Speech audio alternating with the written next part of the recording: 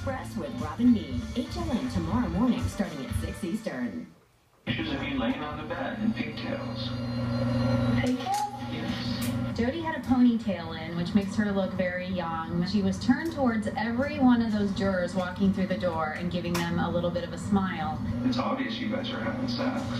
I'm not a murderer, but I guess if I were to do that, I would wear gloves or, something. There's so many people that can't be fair and have heard about the case. I can't breathe until you're resting here with me.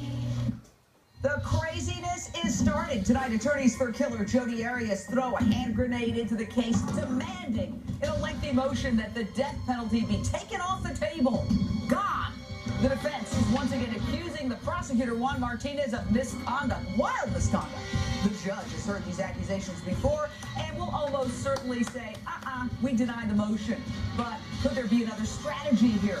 Could Jodi's attorneys be trying to save her life by sending messages out to the jury pool, trying to convince just one potential juror that the prosecution just can't be trusted? Jodi, convicted last year of stabbing, shooting, and nearly decapitating her lover, Travis Alexander. A new jury will decide whether she should live or die by lethal injection. Now, it is proving very hard to get impartial jurors. They're being dismissed in droves. Now, the jury pool has just been exposed to claims that prosecutor Juan Martinez withheld evidence and claims that the wife of the lead detective, Esteban Flores, posted sealed trial information on Twitter. Is any of this true? Well, we're going to start tonight by going to Jen Wood, reporter for the Trial Diaries, in court today. And I get a feeling, because I've stood outside that courthouse for months and went in there for months, that the craziness is kicking in. What's it like outside the courthouse? The craziness is beginning, and it's beginning with the dismissed jurors for today and yesterday, or Monday. But today they're coming outside and telling reporters that they think Jodi Arias deserves the death penalty, and they've even gone as far as saying she deserves to die. Unbelievable. So they're not holding back. Like, usually, well, reporters are not supposed to approach jurors or anything in the neighborhood, cousins of jurors. But yet these potential jurors who've been dismissed are coming out and telling anybody who will listen, the guillotine? Is that what you're saying? Yes, the dismissed jurors are coming out saying she needs to die, kill her, we want her to get the death penalty, and basically they have said that in court to a degree, and that's why they were dismissed to begin with. Wow. Well, here's one of the bombshells from this motion by her attorneys, who, by the way, have a terrible relationship, at least Kirk Nurmi, the lead attorney, with her. They argue all the time. Jodi's attorneys claim the wife of Detective Esteban Flores, that's the lead detective, has tweeted inappropriate and sealed information about the case. Again, we're talking about the wife of the star witness for the prosecution, Detective Flores, who grilled Jodi for hours and hours in the now infamous interrogation tapes. Remember this? And I think of you in Travis's bedroom with Travis, pictures of him. And it's obvious you guys are having sex. Taking photos of each other, and they're dated and time-stamped on the day he died. Are you sure it's me? I mean, because I was not there. It's you. Oh, it's all coming back. The headstand, the singing, the songs. Mo Ivory, attorney, radio personality. Mrs. Flores' Twitter account, I'm Boss That Way, has vanished from Twitter. But, I mean, really, does any of this matter? Or is this just more manipulative you-know-what to try to postpone Judgment Day?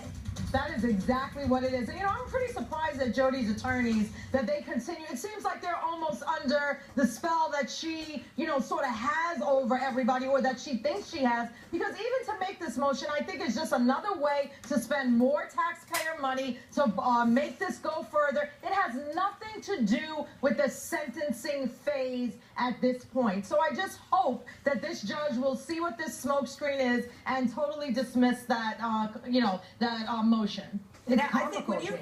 Go ahead, Taylor. It's comical, and it would be funny if we weren't talking about a gentleman who lost his life. I mean, this is as clear of a public relations ploy as ever. You're in Arizona. This is a pro-death penalty state. I went to law school there. I know from firsthand So you have to try to get all the juju out there that you can. And if you could float it enough times, prosecutor misconduct, Right. you just hope that it seeps into the prospective jury pool and therefore makes it literally impossible to get a jury that hasn't heard about the case or doesn't have, a clear mind. And, in confusion, there is reasonable doubt, and the thing that confuses more people more often is sex. And most of the X-rated sexual testimony from the first trial came out during the weeks Jodi was on the stand. Now, if she doesn't testify this time, I wonder, will jurors be exposed to the salacious details of Jodi and Travis's sex life, particularly the infamous sex tape? We just go for a freaking romp session. Just like go wherever. You're not joking. I mean, like there are times when I'm trying to give an example. There's been a few times where I've been bold enough to just pull you on the bed and start. Hold you on the bed and start. Oh my gosh, and that's the clean stuff. We can't even play the worst of it. Mel Robbins, legal analyst, everybody who has ever gotten up close and personal with this woman, she doesn't like me, so she's never let me interview her, has said that she exudes a weird sexual charisma and has crazy eyes. Can she somehow play that as a card to spare her life? I'm sorry, Jane, but when I hear those tapes, I just start to feel the nausea rising from my stomach into the back of my throat. Sexual charisma, I don't know. I think what she's going to do is she's going to try to appear meek. She's going to beg for her life, if you will, like she did the last go around. And like Taylor was saying, they just need one juror. They just need one juror on that panel that basically says, ooh, death penalty, I don't think so. So I agree with everybody saying that this is a publicity stunt. It's a stunt to try to pollute the pool. And she's going to do everything she can to basically have this fresh jury pool look at her and say, oh, we should spare her. Jen Wood, I got to talk about the cost. I mean, Arizona taxpayers have now spent more than $2.5 million just on Jodi's defense. $2.5 million, and the retrial has not even started. It's expected to go until late December. What's the reaction in Phoenix that you're hearing about this incredible tab? People are really outraged about it. And in fact, these jurors are going to get paid up to $300 a day because of this trial fund, being that it's a long-term trial. And really, the public's upset that they don't get to watch it. I mean, we've paid all this money, and now, it's not going to be broadcasted. It's unbelievable. And I just pray that she doesn't try to character assassinate Travis Alexander again. But unfortunately, I feel that that's exactly what she's going to do.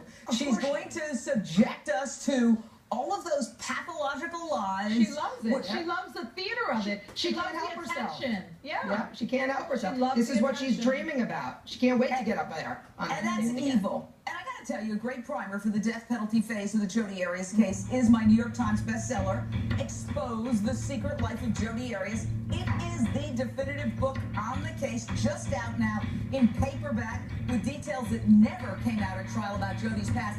In the motion, they said, the defense said they tried to send Jodi a book about the case in photocopy so that she could read up. I have to guess that that's my book. And they complain that the jail officials wouldn't let her read it. But you can. Nancy's next.